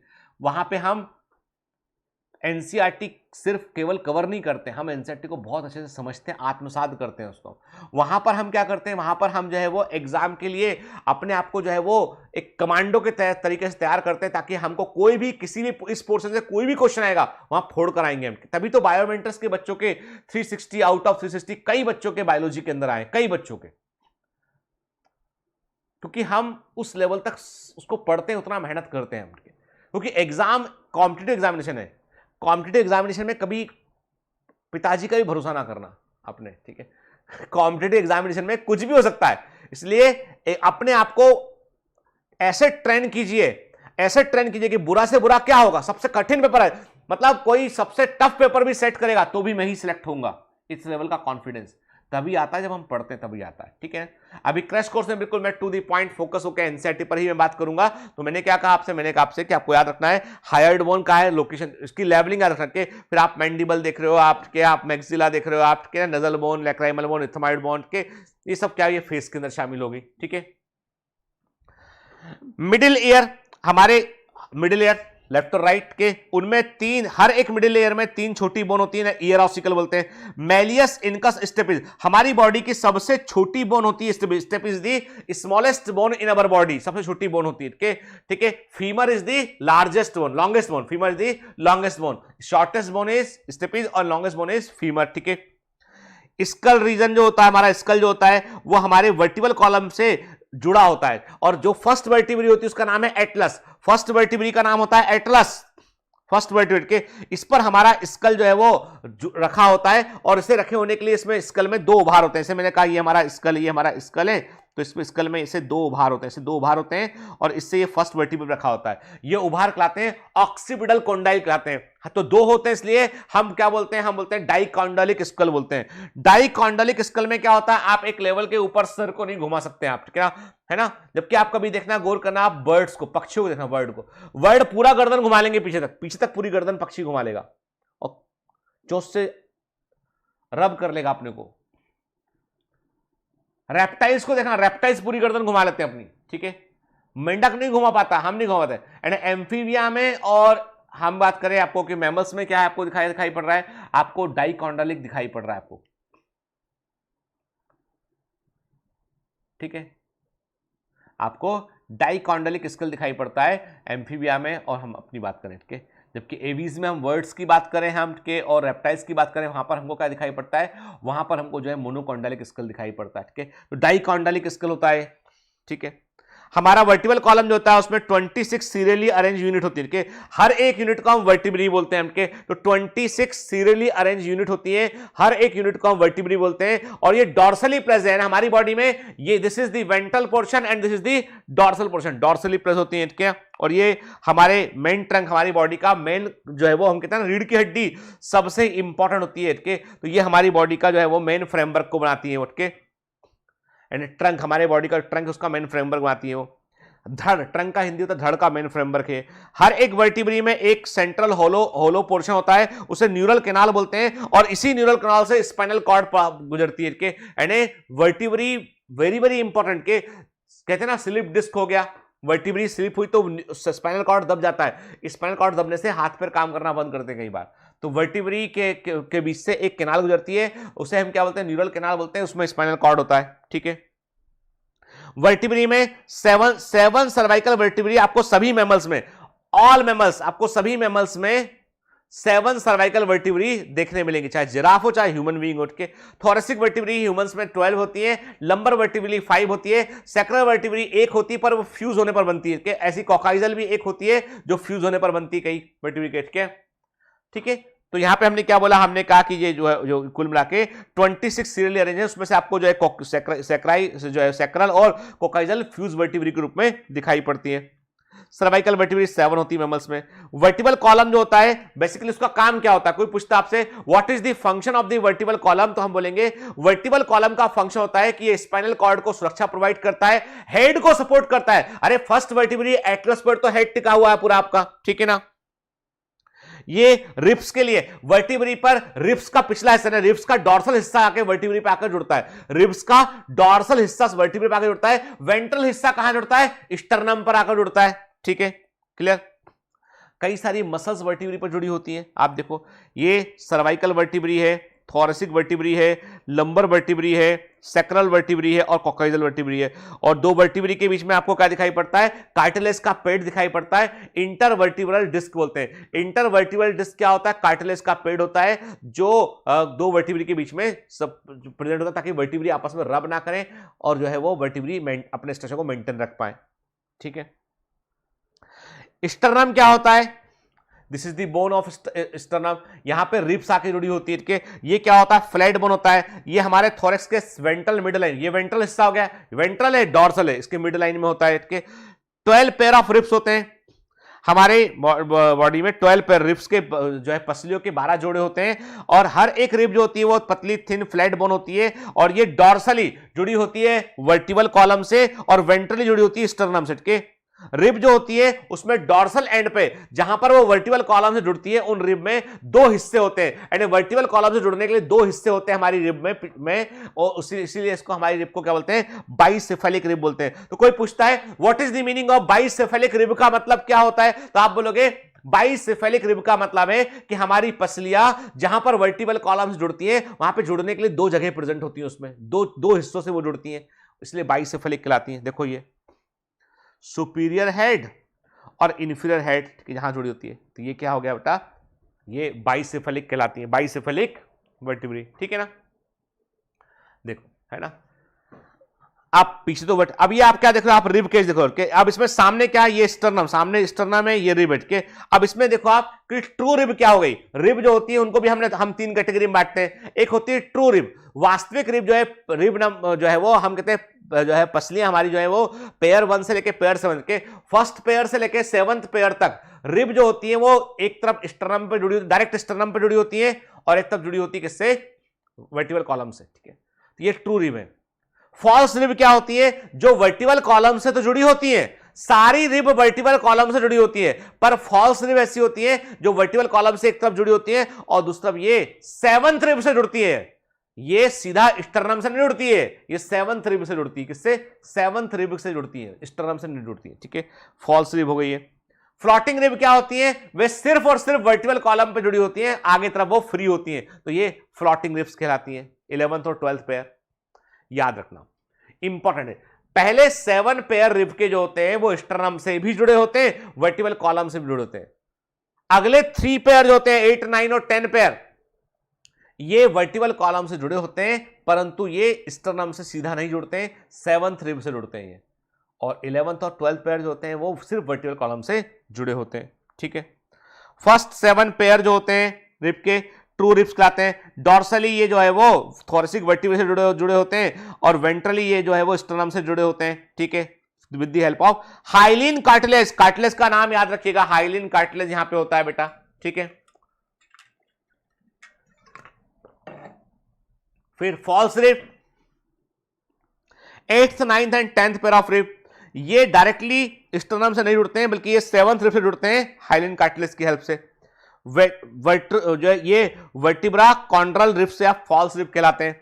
11th और 12th रिब जो होते हैं वो वेंट्रली जुड़े ही नहीं होते, फ्री होते हैं, उनके फ्लोटिंग रिब कहलाते हैं। ठीक है, थोरेसिक वर्टिब्री रिब्स और स्टर्नम के मिलने पर रिब केज बनता है। थोरेसिक वर्टिब्री 12 क्यों होते हैं? क्योंकि 12 पेयर रिब के होते हैं। थोरेसिक वर्टिब्री 12 क्यों होते हैं? 12 पेयर रिब के होते हैं, इसलिए उससे जुड़े होते हैं सेट के। तो एक तरफ थोरेसिक वर्टिब्री है, फिर सामने तरफ स्टर्नम है, साइड में रिब्स है, उससे रिब केज बनता है पूरा। ठीक है, थोरेसिक वर्टिब्री रिब और सिस्टम से रिब केज बनता है। अपेंडिक, चलो अब आते हैं अपेंडिकुलर स्केलेटल पे। अपेंडिकुलर स्केलेटल बोले तो जिसमें हमने कहा, अब देखो एक्सल स्केलेटल में क्या शामिल किया था हमने? स्कल, 22 बोन, 8 क्रेनियम में, 14 फेस में, एक हायर्ड बोन, फिर ईयर ऑसिकल 3 and 3, याद है? ठीक है, फिर मैंने कहा आपसे कि आप आगे कस में, आप आगे वर्टिबल कॉलम में आ गए, आप एटलस वर्टिब्री, एक्सिस वर्टिब्री। ठीक है, फिर vertebrae cervical vertebrae, first Atlas second axis होती है। ठीक है, फिर हमने क्या देखा? हमने उसके बाद देखा थोरेसिक वर्टिब्री देखा हमने। ठीक है, ठीक, तो हमने वर्टिब्री को देखा, हमने फिर क्या देखा? सामने स्टर्नम देखा, साइड में हमने क्या देखा? रिब्स को देखा हमने। ठीक है, अब आते हैं हम लिम्स की बात करते हैं। तो हमारे लिम्स की जो बोन होती है वो अपेंडिकुलर स्केलेटल में आती है। इंटरेस्टिंग बात ये कि हमारे हाथ हो या पैर हो, सब में 30 बोन्स है। 30 बोन्स प्रेजेंट है यहां पे। ठीक है ना, क्लियर? अब बोन फॉर हैंड, हमारे हैंड की बोन्स की बात करें, फोर लिम्ब की बात करें तो humerus, radius and ulna, this is the humerus, radius and ulna, ठीक। Carpal, wrist bone is carpal 18 नंबर के, ह्यूमरस एक होती है, एक रेडियस और एक अल्ना होती है। कार्पल जो होती है वो रिस्ट बोन कहलाती है, संख्या में 8 होती है। मेटाकार्पल पाम बोन कहलाती है। ये रिस्ट बोन क्या हो गया, ये वाला रिस्ट बोन क्या हो गया, ये रिस्ट बोन हो गया ये वाला, ठीक है, ये वाला हिस्सा जो है ना, ये रिस्ट बोन हो गया अपना, फिर ये पाम बोन हो गई, ठीक है, जो 5 नंबर में होती है। फिर फाइलेंजेस की बात करें, डिजिट फाइलेंजेस की बात करें हम यहाँ पे, तो हमने क्या बोला आपसे कि जो उंगलियां हैं वो उनका फॉर्मूला क्या है, 2 बोन होती हैं हमारे अंगूठे में, 3 3 3 एंड 3, ठीक है, कुल ये हो गई अपना 14 है ना। देखो अंगूठे में 2 है, देखो आप 1 एंड 2, 1 2 3 1 2 3 है ना, ठीक। ऐसे ही हिंड लिम्ब के बोन देखेंगे आप तो thigh bone, femur is the thigh bone, ठीक है ना, जो लॉन्गेस्ट बोन होती है बॉडी में। इसके अलावा tibia, fibula, tarsal is the ankle bone. यहां पे देखो आप टार्सल और कार्पल में एक फर्क, कार्पल 8 होती है संख्या में, जो रिस्ट बोन है संख्या में 8 होती है, जबकि टार्सल जो है वो 1 होती है, 7, टार्सल 7 होती है। मतलब एक बोन कौन सी मिसिंग है, एक बोन होती है नी कैप पटेला, वो हमारे पास यहां पे कोई पटेला नहीं, यहां पे कोई कैप नहीं है, लेकिन नी में कैप प्रेजेंट है, ठीक है ना। टार्सल एंकल बोन होती है 7, मेटाटार्सल 5 एंड फेलेंजेस 14 होते हैं, ठीक है, क्लियर। देखिए ध्यान से, देख रहे हैं आप, ये दिखाई पड़ रहा है आपको जो है humerus, radius, ulna, carpal, metacarpal and phalanges, ठीक है। लेवलिंग को भूलना नहीं है बेटा, इंपॉर्टेंट है, बहुत ज्यादा इंपॉर्टेंट है labelling, please don't forget to लेवल दिस थिंग के।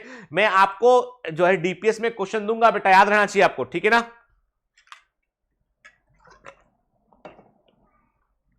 फिर बात कर रहे हैं हम पे किसकी, हिंड लिम्ब की बात करते हैं हम, पैरों की बात करते हैं हिंड लिम्ब के। आप क्या देख रहे हो, आपको femur, patella, knee cap,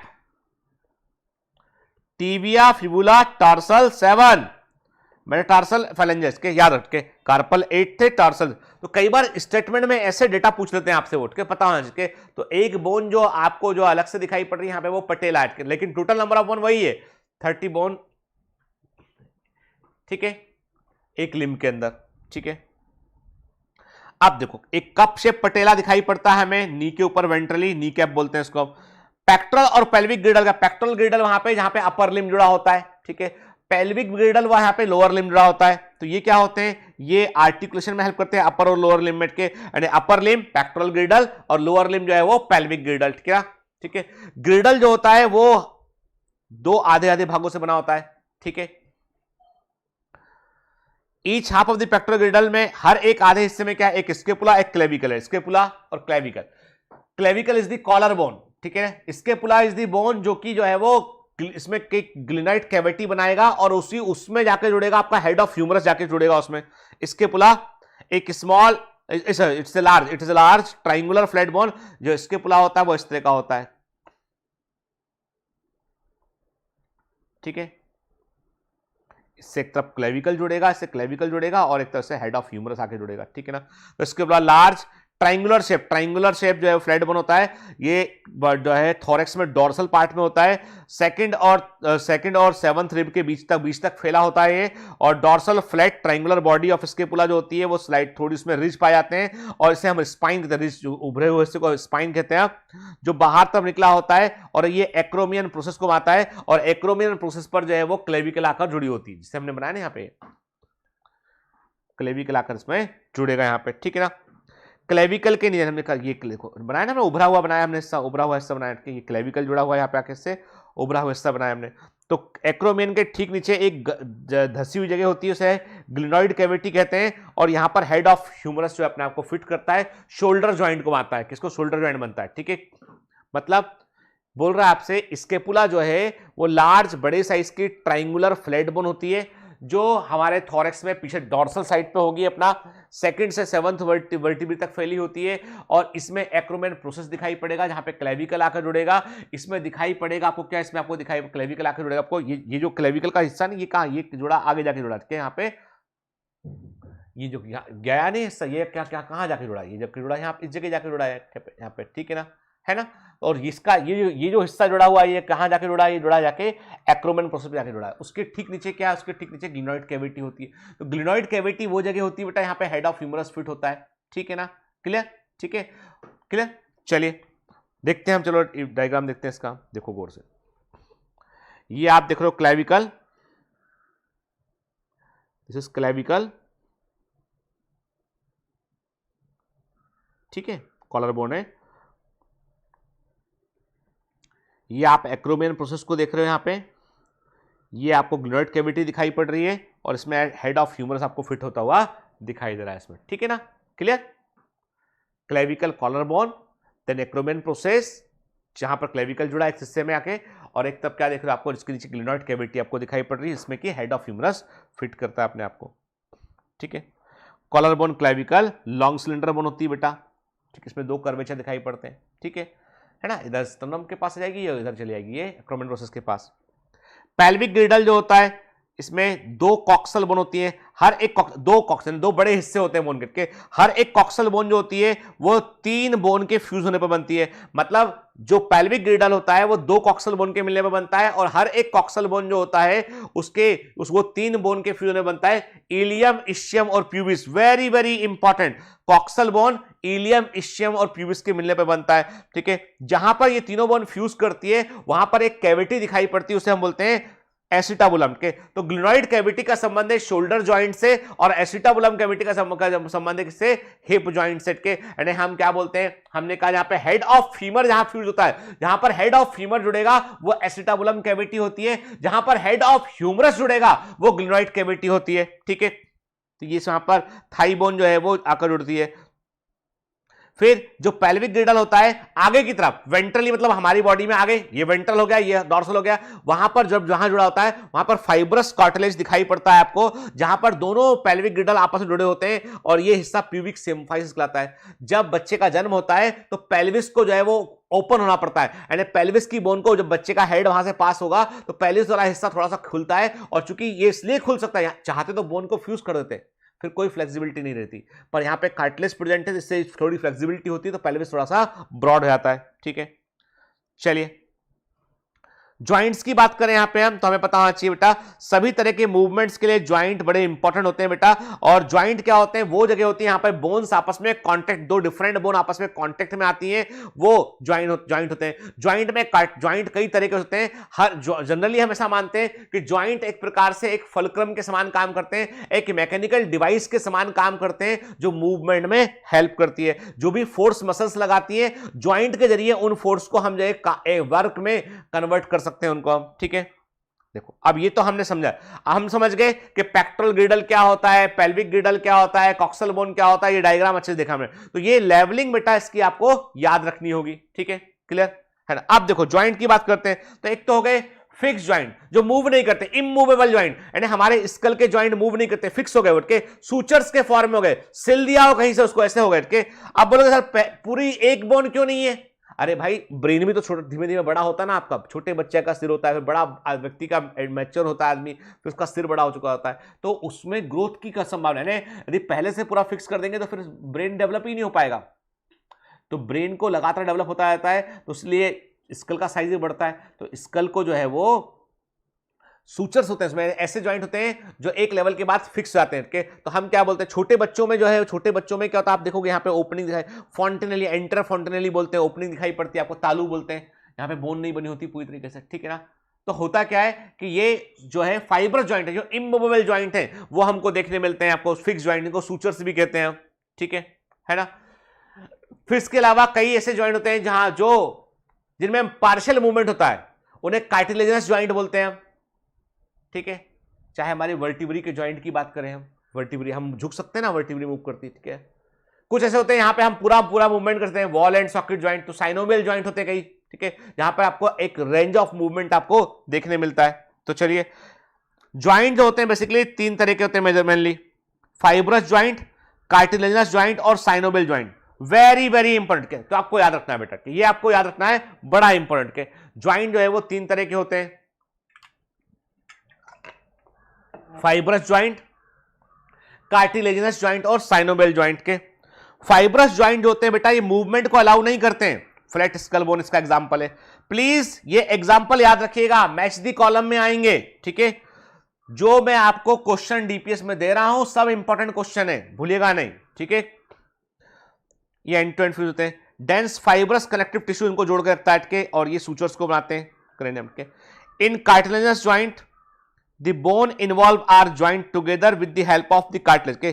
cartilaginous joint में क्या होता है, जो बोन यानी कार्टिलेजनस ज्वाइंट में क्या होता है, जो बोन होती है वे कार्टिलेज की हेल्प से आपस में जुड़ी होती है के। The joint between the adjacent vertebrae in the vertebral column is in this pattern बड़ा लिमिटेड। मैंने आपसे कहा कि जब कार्टिलेज ज्वाइंट की बात करेंगे तो वहां पे क्या होगा कि कार्टिलेज की हेल्प से बोन जुड़ी होंगी आपस में, ठीक है।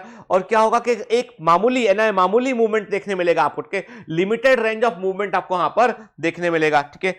जब हम साइनोवियल ज्वाइंट की बात करते हैं तो presence of A fluid filled synovial cavity, यहां पर क्या होगा बेटा, यहां पे फ्लूइड फिल्ड साइनोवियल कैविटी होगी जो दो बोन की सरफेस को जो है वो आर्टिकुलेट करने में हेल्प करेगी। तो इसलिए फ्लूइड फिल्ड साइनोवियल कैविटी होगी तो फ्रैक्शन कम होगा, यहां पे मूवमेंट की अधिक पॉसिबिलिटी होगी। यहां पे कंसीडरेबल मूवमेंट आपको देखने मिलेगा जो लोकोमोशन में आपको हेल्प करेगा। बॉल एंड सॉकेट जॉइंट के हेड ऑफ ह्यूमरस और पेक्टोरल ग्रिडल के बीच में देखने मिलता है, वेरी वेरी इंपॉर्टेंट। और यही वॉल एंड सॉकेट जॉइंट आपको जो है कहां देखने मिलेगा, आपको ये हेड ऑफ फीमर और आपको जो है वो पेल्विक ग्रिडल के बीच में देखने मिलेगा आपको। तो बॉल एंड सॉकेट जॉइंट केवल पेक्टोरल ग्रिडल में नहीं है, पेल्विक ग्रिडल में ही प्रेजेंट है, सेम टाइप का जॉइंट है। हिंज जॉइंट जो है वो नी जॉइंट जो है वो आपको एल्बो जॉइंट वो भी हिंज जॉइंट में ही आता है बेटा, ठीक है। पाइवट जॉइंट एटलस और एक्सिस के बीच देखने मिलेगा, हम इसे मूव कर पा रहे हैं, ठीक है ना। ग्लाइडिंग जॉइंट कार्पस और मेटाकार्पस के बीच में आपको देखने मिलेगा, आपको के कार्पस में देखने मिलेगा, मेटाकार्पस में देखने मिलेगा आपको के। सैडल जॉइंट आपको जो है वो अंगूठे में देखने ये सैडल जॉइंट, ठीक है, देखने मिलेगा आपको ये, ठीक है। अब आपको चाहे कितना ही याद हो बेटा, पर एनसीईआरटी के एग्जांपल नहीं भूलना आपको, ठीक है। मैंने पहले भी आपसे कहा है कि मैंने आपको प्रीवियस ईयर क्वेश्चन भी कवर किए हैं, बहुत सारा कवर किया है मैंने आपको, जो एग्जाम के लिए बहुत इंपॉर्टेंट है। पर लास्ट मिनट में आपको एनसीईआरटी का कोई भी एग्जांपल नहीं भूलना है, इस बात का ध्यान रखिए, ठीक है। हालांकि कॉमन सेंस की बात है कि वॉल एंड सॉकेट जॉइंट जो पेक्टोरल ग्रिडल और ह्यूमरस के बीच में, वही पेल्विक ग्रिडल और फीमर के बीच में। नी जॉइंट जो हिंज जॉइंट कहलाता है, हिंज जॉइंट का एग्जांपल नी जॉइंट है, वही एल्बो जॉइंट भी है, के। पाइवट जॉइंट एटलस और एक्सिस के बीच में, के। ग्लाइडिंग जॉइंट जो है कार्पस के बीच में, ठीक है ना। और ऐसे हमने आपसे कहा सैडल जॉइंट जो है वो कार्पल और मेटाकार्पल के बीच में प्रेजेंट है ना, ठीक है। अब कुछ बीमारियों की बात करते हैं इसमें। माइस्थेनिया ग्रेविस जो है वो ऑटो इम्यून डिसऑर्डर है, ठीक है, जो न्यूरोमस्कुलर जंक्शन को जो है वो अफेक्ट करता है, यानी एक ऑटो इम्यून, हमारी बॉडी का इम्यून सिस्टम जो है वो हमारे न्यूरोमस्कुलर जंक्शन पर अटैक कर देता है। इससे जो है वो न्यूरोमस्कुलर जंक्शन काम नहीं कर पाते हैं, मसल्स को इंफॉर्मेशन नहीं मिल पाती है, मसल्स वीक होने लगती है, ठीक है ना। इससे पैरालिसिस होता है कई बार, ठीक है, माइस्थेनिया ग्रेविस।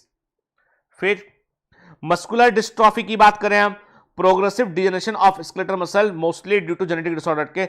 मस्कुलर डिस्ट्रॉफी की बात करें तो अनुवांशिक विकार के कारण क्या होता है, स्केलेटल मसल धीमे धीमे जो है वो डिजेनरेट करती है, ये जेनेटिक डिजीज होती है, इसका कोई इलाज नहीं है इसका, ठीक है। टिटनी का मतलब है रैपिड स्पाज के, यानी कि जब बॉडी में कैल्शियम आयन कम होता है, जब बॉडी में कैल्शियम आयन कम होता है तो मसल्स के अंदर वाइल्ड कॉन्ट्रैक्शन देखने मिलते हैं। लो कैल्शियम आयन बॉडी फ्लूइड में होने पर जो है आपको मस्कुलर जो है वाइल्ड कॉन्ट्रैक्शन देखने मिलते हैं, रैपिड स्पाज्म देखने मिलते हैं, इसे टिटनी बोलते हैं, इस कंडीशन को क्या बोलते हैं, टिटनी बोलते हैं इसको हम, ठीक है। आर्थराइटिस में का मतलब, आइटिस मतलब होता है इन्फ्लेमेशन, आर्थ या आर्थ्रो का मतलब होता है जॉइंट के, तो इन्फ्लेमेशन ऑफ जॉइंट को आर्थराइटिस बोलते हैं। ऑस्टियोपोरोसिस याद रखना बेटा, एज रिलेटेड डिसऑर्डर है, जब बॉडी में कैल्शियम कम होने लगता है तो बोन की डेंसिटी कम होने लगती है, बोन की डेंसिटी कम होने पर फ्रैक्चर का खतरा बढ़ जाता है। और ऐसा जनरली कब होता है, ऐसा जनरली जब होता है जब बॉडी में कैल्शियम कम हो जाए, तो वो कैल्शियम की रिक्वायरमेंट को पूरा करने के लिए बोन से कैल्शियम निकलता है, इसलिए बोन कमजोर पड़ जाती है। और मिडिल एज फीमेल में सबसे कॉमन होता है ये, क्योंकि ईस्ट्रोजन की कमी आने पर बॉडी में कैल्शियम आयन कम होने लगता है। गाउट एक ऐसी बीमारी होती है जिसमें कि यूरिक एसिड जो है वो इकट्ठा होने लगता है जॉइंट में जाके, इसलिए जो है वो जॉइंट में इन्फ्लेमेशन होने लगता है, दर्द होने लगता है, ठीक है, उसे गाउट बोलते हैं। ये यूरिक एसिड के बढ़ने के कारण होता है, ठीक है। चलिए सारे पॉइंट हमने कवर कर लिए, मतलब एनसीईआरटी के अकॉर्डिंग हम बात करें यहां पर, तो हमने ऑलमोस्ट हमने जो है वो सारे ने, मैं एक बार देख लूं पे कुछ छूटा तो नहीं हमसे, ठीक है, सारा पॉइंट ने लोकोमोशन मूवमेंट का हमने सारा पॉइंट है, सब कुछ कवर कर लिया बेटा हमने यहाँ पे, ठीक है। यानी पिछले 1.5 घंटे में हमने पूरे चैप्टर को हमने एक बार देख लिया, यहाँ पे हमने एक एक चीज को हमने यहाँ पर देख लिया बेटा, कुछ नहीं छोड़ा इसमें से हमने, ठीक है, क्लियर। तो अब आपकी बारी है कि आपको जो है वो डीपीएस लगाना है, आपको रिवाइज करना है। पर कई बच्चे इस बात को लेके कंफ्यूज, रेगुलर बैच के बच्चे, टारगेट बैच के, फोकस बैच के बच्चे, सर हमने अपने नोट्स में काफी कुछ लिखा है, क्या वो रिवाइज ना करें? अरे बेटा तुम्हारे नोट्स से अच्छा तो कुछ हो ही नहीं सकता है, वो है टॉपर बनने के लिए। रिमेंबर वन थिंग के यानी आप रेगुलर बैच में, टारगेट बैच के अंदर पढ़े, फोकस बैच के अंदर पढ़े हैं तो आप बनेंगे टॉपर 720 आउट ऑफ 720 के लिए। क्रैश कोर्स जो है वो रिवीजन के लिए है बेटा, इसलिए यहां पे केवल एनसीईआरटी की बात कर रहे हैं उनके। और जो बच्चे केवल क्रैश कोर्स में पढ़ रहे हैं, मैं बेटा आपसे ये नहीं बोलूंगा 720 आउट ऑफ 720 बोलूंगा, 600 प्लस नंबर आप यहां पर ला सकते हैं केवल क्रैश कोर्स पढ़कर, केवल क्रैश कोर्स पढ़कर, क्योंकि हमने पूरा एनसीईआरटी कवर करते चल रहे हैं, ठीक है। पर रेगुलर क्लास में हमें कुछ और एक्स्ट्रा चीजें पढ़नी पड़ती है बेटा, वो हमें लॉन्ग टर्म में भी काम आती है, एग्जाम में भी काम आती है और अंडरस्टैंडिंग को डेवलप करती है, जिससे हम टफ से टफ पेपर को भी फोड़ के आ सके हम, ठीक है ना। पेपर का लेवल कुछ भी हो, हम ही सिलेक्ट होंगे, ठीक है। चलिए मिलते हैं अगली क्लास में, बाय बाय। पढ़ना, क्वेश्चन लगाना, ठीक है, बाय।